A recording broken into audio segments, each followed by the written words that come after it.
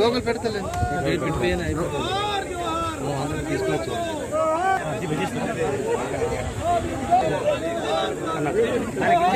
లోగోలు తీసుకొని వస్తున్నారు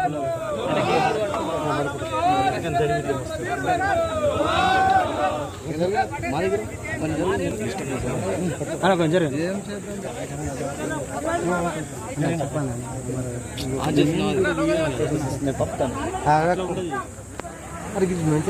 ఓకే అన్న ఓకే. మీడియా మిత్రులందరికీ కూడా హృదయపూర్వకాలు. గత 43 సంవత్సరాల క్రితమే ఇంద్రవెల్లి పోరాటము ఆదివాసులందరూ కూడా వాళ్ళ హక్కుల కోసం అందరూ కూడా సంఘటితమయ్యి పోరాటం చేయడం జరిగింది. ఆనాడు ప్రభుత్వాలు ఏవైతే ఉన్నాయో వాళ్ళకు సంబంధించిన చట్టాలు ఏవైతున్నాయో ఆ చట్టాలన్నీ కూడా అమలు కావాలన్న ఉద్దేశంతో ఆదివాసులందరూ కూడా ఏకమై రైతు సంఘం కూలీ పేరు మీద మరి సభ పెట్టడం జరిగింది. కానీ ఆనాటి పాలకులకు మరి ఆదివాసుల ఏదైతే ఉద్యమము ఆదివాసులు వాళ్ళ హక్కులు ఎవరు కూడా అడగద్దన్న ఉద్దేశంతో ఒక కక్షపూరితంగా ఆదివాసులను ఆనాడు ఆదివాసుల మీద కాల్పులు జరిపి అనేక ఆదివాసులను చంపడం జరిగింది. ఆనాటి నుండి నేటి వరకు కూడా వాళ్ళు దేనికోసం అయితే పోరాటం చేసినారో ఆ పోరాటానికి ఏ ప్రభుత్వం కూడా ఇప్పటి వరకు దాన్ని గుర్తించలేదు. ఆనాడు కాంగ్రెస్ ప్రభుత్వమే ఆనాడు 81లో కాంగ్రెస్ ప్రభుత్వం ఉన్న సమయంలోనే ఇక్కడ కాల్పులు జరపడం జరిగింది. అదే రకంగా మొన్న మరి ఈ తెలంగాణ రాష్ట్రంలో అధికారంలో వచ్చిన కాంగ్రెస్ ప్రభుత్వం ఆనాడు కాల్పులు చంపిన తర్వాత ఈనాడు నివాళులు అర్పించడం జరుగుతుంది. నివాళులు అర్పించడం కాదు, ఆనాడు ఆదివాసులు దేనికోసం అయితే పోరాటం చేసినారో ఆ పోరాటము వాళ్ళ హక్కుల కోసం పోరాటం చేసినారు కాబట్టి ఆ హక్కుల్ని మరి వాళ్ళ హక్కుల్ని తీర్చాలని కూడా మేము ఆదివాసుల తరఫున డిమాండ్ చేయడం జరుగుతుంది. అదే రకంగా ఇవాళ ఆదివాసులు ఆనాడు సంఘటితమై పోరాటం చేయడం జరిగింది.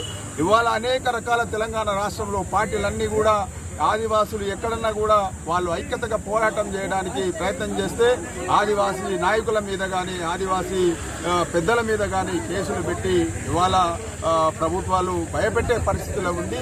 అదే రకంగా రాబోయే రోజులలో కూడా అదే రకంగా చేసే ప్రభుత్వాలు కనబడుతున్నాయి. కాబట్టి ఆదివాసులందరూ కూడా ఆనాడు ఆదివాసులు వాళ్ళ హక్కుల కోసం ఏ విధంగా అయితే పోరాటం చేసినారో అదే రకంగా మళ్ళీ కూడా ఆదివాసులు ఖచ్చితంగా పోరాటం చేయాల్సిన అవసరం ఉంటుందని కూడా ఈ సందర్భంగా ఆదివాసులను నేను విజ్ఞప్తి చేయడం జరుగుతుంది.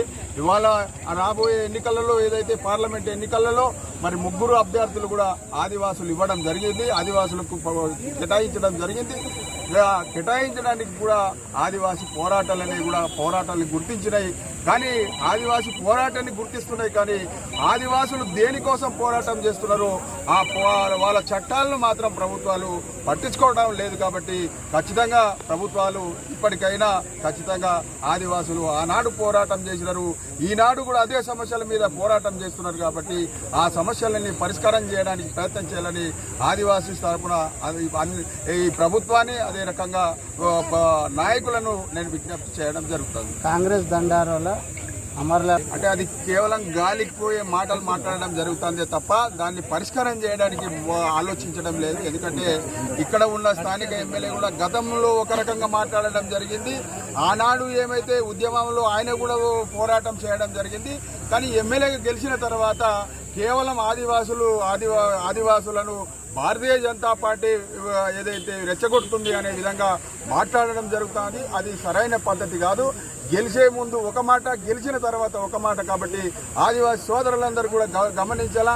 ఇలాంటి నాయకులను ఖచ్చితంగా గుర్తించి మరి మీరందరూ కూడా తగిన గుణపాఠం చెప్పాల్సిన అవసరం ఉంటుంది అని కూడా ఈ సందర్భంగా నేను తెలియజేయడం జరుగుతుంది. ఈ 3 అభ్యర్థులు ఎవరిని గుర్తించాలనుకుంటున్నారు? తప్పనిసరిగా ఆదివాసులు ఎవరైతే ఆదివాసీ పక్షాన నిలబడతారో ఆదివాసుల చట్టాల మీద పోరాటం చేస్తారో ఆ నాయకుడిని తప్పనిసరిగా ఆదివాసులందరూ కూడా ఏకతాటికి వచ్చి ఆదివాసీల కోసం పోరాటం చేసే నాయకులను గుర్తించి గెలిపిస్తారని కూడా ఆదివాసులను విజ్ఞప్తి చేయడం జరుగుతుంది. సీఎం రేవంత్ రెడ్డి ఏమంటుందంటే నాకు ఆదివాసీలు ఆదరిస్తారు, ఇంద్రవెల్లి నుంచే నా ప్రస్థానం స్టార్ట్ అయిందని ఇక్కడ నుంచే సభ కూడా బహిరంగ సభ కూడా ఇక్కడనే స్టార్ట్ చేసింది. ఇప్పుడు పార్లమెంట్లో కూడా ప్రచారం రేపటి నుంచి ఇక్కడ నుంచే స్టార్ట్ చేయాలి. దీన్ని ఎట్లా చూస్తారు? కేవలం ఏంటంటే అధికారం కోసము ఆనాడు ఇంద్రవెల్లిలో మీటింగు సమావేశం పెట్టడం జరిగింది. పెట్టిన తర్వాత ఆదివాసులందరూ కూడా కాంగ్రెస్ పార్టీకి మద్దతు పలకడం జరిగింది. కానీ అధికారం వచ్చిన తర్వాత రాష్ట్ర ముఖ్యమంత్రి రేవంత్ గారు మా ప్రభుత్వము ఏదైతే లంబాడి సోదరుల ద్వారానే రావడం జరిగిందని చెప్పడం జరిగింది. కాబట్టి దాని వల్లనే వాళ్ళ వైఖరి ఏందనేది స్పష్టంగా అర్థమవుతుంది. కాబట్టి ఆదివాసీ సోదరులందరూ కూడా గుర్తించాలని కూడా ఈ విషయాన్ని విజ్ఞప్తి చేయడం జరుగుతుంది. ఒక ఆదివాసీ పోరాటంలో నా మీద ఎక్కువ కేసులు జరిగినాయి, ప్రభుత్వాలు కేసులు పెట్టారు, నాకు పోరాటం చేస్తున్న వ్యక్తులు అని అంటున్నారు. వీళ్ళ మీద ఏం కేసులు లేవు, నాకే ఓటేయాలి ఆదివాసులు అంటున్నారు. ఒక ఆదివాసీ బిడ్డగా మీరు చెప్పండి. అవగాహన లేకుండా ఎంపీలు నిలబడితే మేమేం చేయలేము. ఒకటి చెప్తున్నా, నేను ఆత్రం సక్కు ఇద్దరం కూడా హైదరాబాద్లో పేపర్ మీద పండుకున్నాం. ఆత్రం సక్కు మీద 52 కేసులు ఉన్నాయి, నా మీద 52 కేసులు ఉన్నాయి.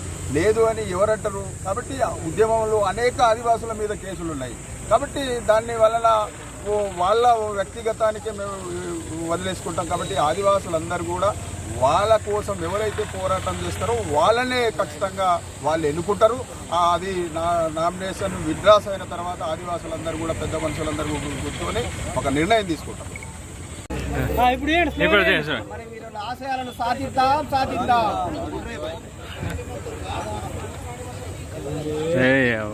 ఇంద్రవెల్లి అమర వీరులకు సాధిస్తాం, ఇంద్రవెల్లి అమరుల ఆశయాలను సాధిద్దాం, ఇంద్రవెల్లి అమరుల ఆశయాలను. జోహార్ ఇంద్రవెల్లి, జోహార్ ఇంద్రవెల్లి అమర వీరులకు, అమర వీరులకు, జోహార్ ఇంద్రవెల్లి అమర వీరులకు.